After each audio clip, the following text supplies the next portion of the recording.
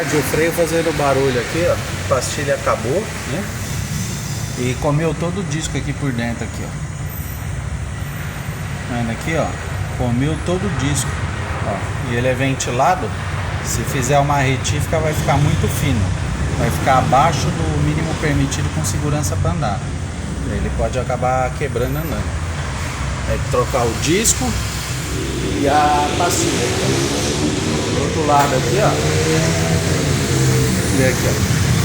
É o lado do passageiro, ó. Aqui não chegou a pegar o ferro, mas já tá com bastante caroço o disco aqui, ó. Então isso aí é um par de disco e um jogo de pastilha de freio aí, tá bom? E o freio de mão tá muito alto. O certo era revisar as lonas também para ver como é que tá. Vou passar o orçamento aí. Um abraço, até mais, Patrício Motors.